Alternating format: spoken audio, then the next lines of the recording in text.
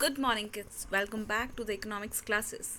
In the previous classes, I taught you what is human capital, how it is formed, about human capital formation, sources of human capital formation. I taught you in the previous lecture. Now we will discuss about the role of human capital formation. Human capital formation का role क्या है, ठीक है, इसका महत्व क्या है, क्या रोल है.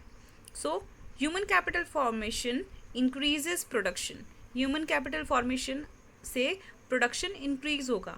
Knowledgeable skill qualified person can contribute their maximum to the economy. जो नॉलेजेबल पर्सन रहेंगे, स्किल्ड पर्सन रहेंगे, वो लोग इकोनॉमी की ग्रोथ में ज़्यादा कॉन्ट्रीब्यूट कर पाएंगे. Then increased productivity, increases productivity. ठीक है, अब क्या होगा, ह्यूमन कैपिटल फॉर्मेशन की वजह से प्रोडक्टिविटी भी इंक्रीज होगी. Okay, then improve quality of life. Human capital formation focuses on quality of population. Better the quality of population, more will be the economic growth and development. Human capital formation क्या करता है, जो population है उसकी quality of life better कर देता है. ठीक है, हर एक व्यक्ति थोड़ा सा स्टैंडर्ड हो जाता है, स्टैंडर्डाइजेशन हो जाता है उसकी लाइफ में. तो और अगर कोई भी किसी का भी स्टैंडर्ड इम्प्रूव हो रहा है तो साइमल्टेनियसली इकोनॉमिक ग्रोथ भी होगी और डेवलपमेंट भी होगा उसके साथ में. Your next point is creates positive attributes. देखो, people with the positive attributes can more open to the creative and innovations and are rational in their decision making. Human capital formation की वजह से लोगों में एक पॉजिटिव एट्रीब्यूट्स आता है, positive भावनाएं आती है, जिसकी वजह से वो और पॉजिटिवली काम कर सकते हैं. उनके माइंड में क्रिएटिविटी और इनोवेशन इम्प्रूव होती है. ठीक है, now life expectancy. Human capital formation increase the life expectancy of people. Next is problem facing human capital formation in India. Human capital formation को क्या क्या प्रॉब्लम्स फेस करनी पड़ती है इंडिया में, ये पॉइंट्स आपकी बुक में दिए हुए हैं एज इट इज़. मैं आपको पॉइंट्स एक्सप्लेन कर रही हूँ, आप उसका इंटर आलिया एक बार ज़रूर पढ़ लेना. ठीक है, now rising population. Human capital formation में सबसे बड़ा अगर आप प्रॉब्लम मानोगे so that is population, rising population. Population बहुत ही तेज़ी से बढ़ रहे हैं, तो हर किसी को रिसोर्सेज एजुकेट करना, स्किल करना, उनको नॉलेज प्रोवाइड करना बहुत मुश्किल है. ये प्रॉब्लम ह्यूमन कैपिटल फॉर्मेशन के को क्रिएट करने में आती है. Now brain drain. अभी ब्रेन ड्रेन क्या है किड्स, जब एक पर्सन नॉलेजेबल हो जाता है, ठीक है, ज़्यादा ही एजुकेटेड हो जा रहा है, तो वो क्या कर रहे हैं, डेवलप्ड कंट्री की तरफ चले जा रहे हैं. ठीक है, क्रिएट किसने किया, हमारी ओन कंट्री में क्रिएट हुए. आप लोगों ने देखा होगा कि बहुत सारे जो अच्छी यूनिवर्सिटीज़ हैं, वहाँ के जो टॉपर्स हैं, ज़्यादा क्वालिफाइड लोग हैं, वो कंट्री को छोड़ के डेवलप्ड कंट्री में चले जाते हैं. ठीक है, तो ये ब्रेन ड्रेन की सिचुएशन है. Next point, deficient man power planning. Man power की जो प्लानिंग है वो भी परफेक्ट नहीं हो पा रही है. ठीक है, इसके कारण भी ये जो प्रॉब्लम है वो क्रिएट हो रही है. Now insufficient on the job training in primary sector. Primary sector जैसे कि जो मेनली एग्रीकल्चर है, ठीक है, एग्रीकल्चर में मोस्टली पीपल एंगेज्ड हैं, लेकिन वो बहुत कम आउटपुट दे रहा है, वहाँ से जो प्रोडक्टिविटी है वो कम आ रही है. ठीक है, as compare to the people engage in the work, the production capacity और the output is so less, very less. So वहाँ पे ऑन जॉब ट्रेनिंग नहीं मिल पाने के कारण ये प्रॉब्लम क्रिएट हो रही है. Then low academic standard. हमारे यहाँ का जो एजुकेशन पॉलिसी है, अभी तक जो प्रीवियस माना जा रहा था, अभी एजुकेशन पॉलिसी में जो चेंज आए हैं वो कहीं ना कहीं आप ये रिफॉर्म की तरह मान सकते हो. तो अभी तक जो हमारा एजुकेशन पॉलिसी था या है, वो अभी भी सिस्टम वैसा नहीं है कि पहले तक कैसा होता था, डिग्री ओरिएंटेड. बच्चे सिर्फ और सिर्फ डिग्री को गेन करने में लगे रहते थे. ठीक है, ज़्यादा नॉलेज नहीं मिल पाता था. So it is consider as low academic standard. Okay, now importance and objective of education. Education के importance and objective of education. So in development of human capital formation education plays important role. सबसे important role या फिर main role एक तरह से play करता है education, ठीक है। अब हम देखेंगे कि क्या इम्पोर्टेंस है एजुकेशन का, ठीक है। देखो, एजुकेशन प्रोड्यूसेस रिस्पॉन्सिबल सिटीजन।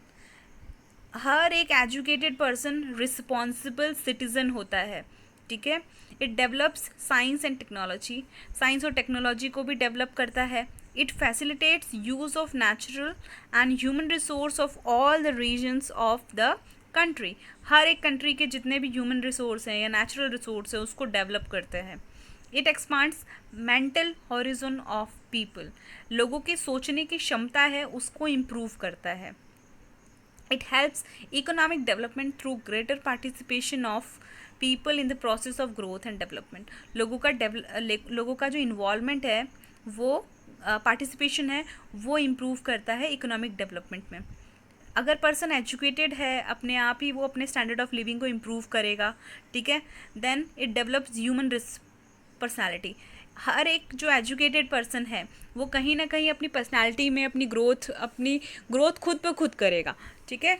तो वो कहीं ना कहीं कंट्री पे बर्डन नहीं है, वो अपनी ग्रोथ के लिए खुद ही फाइट करेगा। सो एजुकेशन बहुत ज़रूरी है in the formation of capital formation, human capital formation. Then need for government intervention in the education and health. अब ये जो पॉइंट है ये ऐसा है कि क्या ज़रूरत है या क्यों गवर्नमेंट के इंटरवेंशन, मतलब कि दखल अंदाजी बोल सकते हैं हम, की ज़रूरत है एजुकेशन और हेल्थ में। तो बच्चों, सबसे ज़्यादा जो दो ज़रूरी चीज़ हैं एजुकेशन और हेल्थ। अगर पर्सन एजुकेटेड है तभी वो स्किल्ड हो पाएगा, तभी उसको नॉलेज मिल पाएगा। और साथ ही अगर वो हेल्दी नहीं है, हर एक पर्सन को हेल्थ की रिक्वायरमेंट होती है, हेल्थ फैसिलिटीज़ की ज़रूरत होती है, ठीक है। और अगर ये दोनों ही चीज़ें हैं जिसमें कि बहुत ज़्यादा इन्वेस्टमेंट की ज़रूरत पड़ती है, ह्यूज इन्वेस्टमेंट की ज़रूरत पड़ती है, ठीक है। तो अगर कोई भी प्राइवेट सेक्टर इसमें इन्वेस्टमेंट करता है तो वो ज़्यादा से ज़्यादा पैसे लेगा, ठीक है। क्योंकि वो जितना भी कॉस्ट उसने इंडल्ज किया है, इंट्रोड्यूस किया है उसमें, तो वो चाहेगा कि वो अपने कॉस्ट की जितनी कीमत है उसको भी वसूल कर ले, ठीक है।